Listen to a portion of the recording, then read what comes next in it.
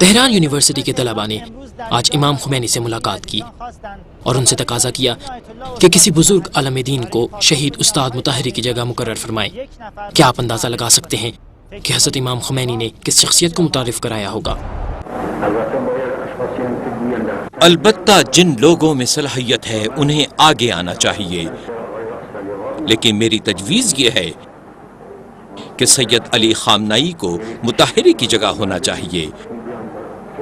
وہ باصلاحیت ہیں، آپ لوگ یونیورسٹی کے طلباء ان کے پاس جائیں اور میری طرف سے انہیں کہیں کہ وہ یونیورسٹی کے لیے موزوں ہیں۔ 1358 ہجری شمسی کی بہار تمام تر خوبصورتیوں اور نشیب و فراز سے بھرپور بالآخر گزر گئی۔ امام خمینی نے نئے آئین کی تدوین اور نظر ثانی کے حوالے سے آئین ساز اسمبلی کو قطعی احکامات جاری کر دیے ہیں۔ باوثوق ذرائع سے خبر آ رہی ہے کہ آج حکومت اور مرکزی انقلاب کونسل کا مشترکہ اجلاس بلایا گیا ہے اور یہ میٹنگ امام خمینی کی خدمت میں منعقد ہوئی ہے۔ اس میٹنگ کا مقصد بھی یہی ہے کہ نئے آئین اور آئین ساز اسمبلی کے بارے میں حتمی فیصلے کیے جائیں۔ بالآخر نئے آئین کی تدوین کے لیے آئین ساز ماہرین پر مشتمل اسمبلی کا اعلان کیا گیا ہے۔ اس اعلان کے فوراً بعد مشرق و مغرب سے وابستہ لوگوں اور سازشی عناصر نے اس مسئلے پر تنقید کی ہے۔ امام خمینی نے سختی سے اس موقف کو بیان کیا ہے کہ مغرب زدہ سیاستدان اور ٹیکنوکریٹس کسی طرح بھی اسلامی جمہوریہ کے آئین لکھنے کی صلاحیت نہیں رکھتے۔ رہبر انقلاب کی بابصیرت نگاہیں اچھی طرح سے پوری صورتحال کو دیکھ رہی ہیں کہ مغرب زدہ عناصر اور دیگر منحرف گروہوں کا یہ ارادہ ہے کہ کسی طرح آئین ساز اسمبلی کو لامحدود اراکین پر مشتمل بنایا جائے تاکہ آئین سازی کے عمل کو سست کیا جائے، اور یہ سازش ایک خاص مقصد کے تحت انجام دی جا رہی تھی، وہ یہ کہ کس طرح اس نظام کو کوئی واضح شکل و صورت نہ مل سکے بلکہ صرف باتوں اور نظریات تک ہی محدود رہے۔ در آستانه تعیین خبرگان برای بررسی از قانون اساسی، در آستانه تعیین سرنوشت ملت ما و سرنوشت اسلام، در آستانه سرنوشت استقلال ایران توطئه‌هایی را در کار می‌بینم۔ آئین ساز اسمبلی کے انتخابات کے اہم موقع پر گوشہ و کنار سے سخت تنقید ہو رہی ہے، حتیٰ کہ خود امام خمینی کی شان میں جسارت کی گئی ہے۔ عوام اس مسئلے پر سخت غصے میں ہیں۔ امام خمینی اس پوری صورتحال پر گہری نظر رکھے ہوئے ہیں اور ان تمام مسائل کے اغراض و مقاصد کو سمجھنے کے ساتھ ساتھ برملا بھی کر رہے ہیں۔ اس حساس موقع پر ملت اسلامی کو مکمل صبر و حوصلے کا مظاہرہ کرنا ہوگا۔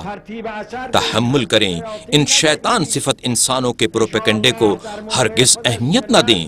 انشاءاللہ مناسب موقع پر خود ملت اسلامی ان سازشی عناصر کے مستقبل کے بارے میں فیصلہ کر دے گی۔ بالآخر آئین ساز اسمبلی کے انتخابات بخیر و خوبی انجام پا گئے اور آئین ساز اسمبلی کا اجلاس منعقد ہوا۔ مملکت اسلامی کا اہم ترین مرحلہ طے ہو گیا ہے۔ آج 1358 ہجری شمسی کو آئین ساز اسمبلی کا پہلا اجلاس امام خمینی کے پیام کے ساتھ شروع ہوا ہے۔ آہستہ آہستہ نئے آئین کی تدوین جاری ہے اور کسی حد تک امام خمینی اس حوالے سے مطمئن ہیں۔ اب کچھ اور اہم کاموں کی باری ہے۔ آج کے دن امام خمینی نے ماہ رمضان کے آخری جمعہ کو یوم القدس کا عنوان دیتے ہوئے پورے عالم اسلام کو صہیونی ریاست کے خلاف احتجاج کرنے کا حکم دیا۔ امریکہ اور اسرائیل نے فوراً مذمتی بیانات جاری کیے ہیں، لیکن سب کمزور پوزیشن میں ہیں۔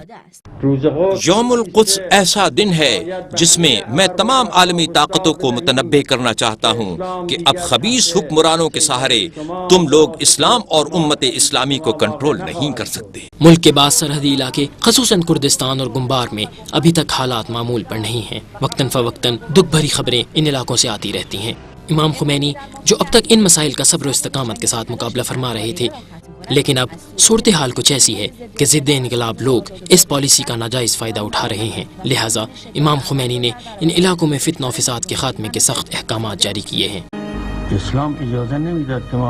اسلام ہمیں ہرگز اس چیز کی اجازت نہیں دیتا کہ ہر شخص کو یہ آزادی حاصل ہو کہ وہ فتنہ و فساد اور گڑبڑ پھیلاتا پھرے، سازش کرتا پھرے، دین، اسلام، امت اور ملک کے خلاف ہر وقت زبان درازی کرتا پھرے۔ حتیٰ کہ بے گناہوں کا خون بہائے۔ اب یہ بات ثابت ہو چکی ہے کہ یہ لوگ واعظ و نصیحت اور مذاکرات و گفتگو کی زبان قطعاً نہیں سمجھتے، اس لیے اب تک ہم مسلسل انہیں نصیحت کرتے رہے ہیں، ہر طرح کی نرمی کا مظاہرہ کر چکے ہیں، لیکن یہ لوگ لاتوں والے بھوت ہیں، لہٰذا اب ان کے ساتھ سختی ہوگی۔ کردستان کے علاقے پاوا میں صورتحال بہت خطرناک ہے۔ وہاں پر دسیوں بے گناہ لوگوں اور پاسداران انقلاب کو قتل کیا گیا ہے اور تقریباً پورا شہر مسلح باغیوں کے قبضے میں ہے۔ امام خمینی نے جب عبوری حکومت کے اقدامات کو کمزور پایا تو بذات خود میدان میں آ گئے اور مسلح افواج کو حکم دیا کہ 24 گھنٹوں میں کردستان پہنچ کر ضد انقلابیوں کا کلا کما کر دیں اور فتنہ و فساد ختم کر دیں۔ امام خمینی کی اس واضح اور قاطع حکم نے پورے ملک کو زیر و زبر کر دیا۔ رضاکاروں کا ایک سیلاب کردستان کی طرف امڑ آیا۔ پاوا شہر میں موجود تھوڑے سے محصور پاسداروں نے جب امام خمینی کا یہ حکم سنا تو ان میں بھی نئی روح آ گئی۔ ایک عظیم کارروائی کے نتیجے میں نہ صرف پاوا شہر بلکہ آس پاس کے کئی علاقوں کی صفائی ہو گئی اور ضد انقلاب کے منافق لیڈر عراق فرار ہو گئے۔ ہزاروں مسلح باغی کے جو مختلف گروپوں کی شکل میں وہاں جمع ہو گئے تھے اور پاوے شہر پر قبضہ کر لیا تھا، لیکن امام خمینی کی ایک معجزانہ تقریر کے بعد سے ہزاروں افراد نابود یا فرار ہو گئے اور ایک مرتبہ پھر پاوا شہر میں صدائے تکبیر بلند ہوئی۔ فریاد اللہ اکبر پاسداران بلند شد۔ آج کے بعد کردستان سے اچھی خبریں آ رہی ہیں، اگرچہ وقتاً فوقتاً کچھ فتنہ گر کارروائیاں انجام دیتے رہتے ہیں، لیکن مجموعی طور پر امام خمینی نے وہاں سے فتنہ کی جڑ خشک کر دی ہے اور کردستان اور کرد عوام آج بھی عظیم مملکت ایران کا خوبصورت حصہ ہیں۔ 19 شہریور 1358 ہجری کو ملت ایران آیت اللہ تعالی کانی کے غم میں عزادار ہیں۔ امام خمینی نے آیت اللہ تعالی کانی کی رحلت پر خصوصی تسلیت کا پیغام جاری کیا ہے اور آیت اللہ تعالی کانی کو ابو ذر زمانہ اور مالک اشتر زمانہ کا لقب دیا ہے اور ان کی رحلت پر سوگ کا اعلان فرمایا ہے۔ بعض منحرف گروپس اور خصوصاً منافقین کوشش کر رہے ہیں کہ آیت اللہ تعالی کانی کے نظریات کو تحریف کریں اور ان کی وفات پر گڑبڑ پھیلانے کی کوشش کریں۔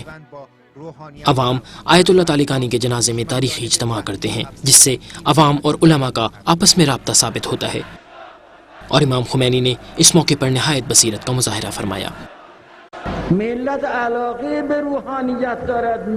عوام کو علماء سے محبت ہے، عوام علماء کو امام زمانہ کا نائب سمجھتے ہیں، طالقانی کو نائب پیامبر سمجھتے ہیں۔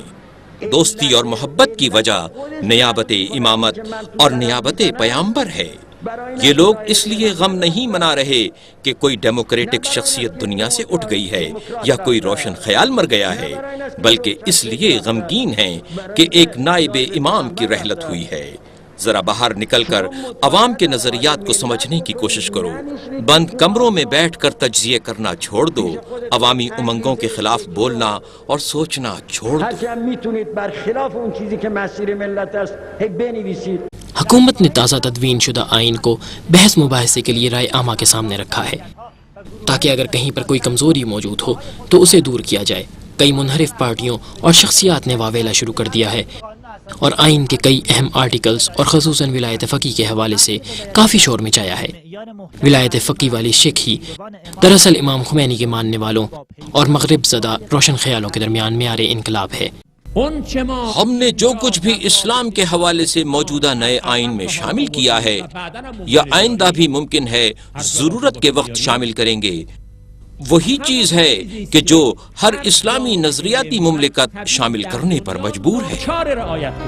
عبوری حکومت میں شامل کئی لوگ بھی چونکہ لبرل سوچ کے حامل ہیں، لہٰذا وہ بھی ولایت فقی کے مخالفت کر رہے ہیں۔ ان کی پوری کوشش ہے کہ یہ شک شامل نہ ہونے پائے۔ اس حوالے سے باوثوق ذرائع سے پتہ چلتا ہے کہ وزیر اعظم مہدی بازرگان اور کچھ وزراء آج امام خمینی سے ملاقات کرنے گئے ہیں تاکہ ان سے آئین ساز اسمبلی کو ختم کرنے کا کہیں۔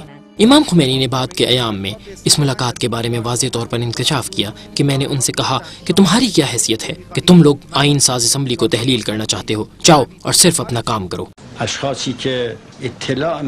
جن لوگوں کو اسلام کے بارے میں کچھ بھی پتہ نہیں ہے وہ لوگ سمجھ رہے ہیں کہ اگر ولایت فقی والی شک آئین میں شامل ہو گئی تو ڈکٹیٹرشپ کی بنیاد پڑ جائے گی۔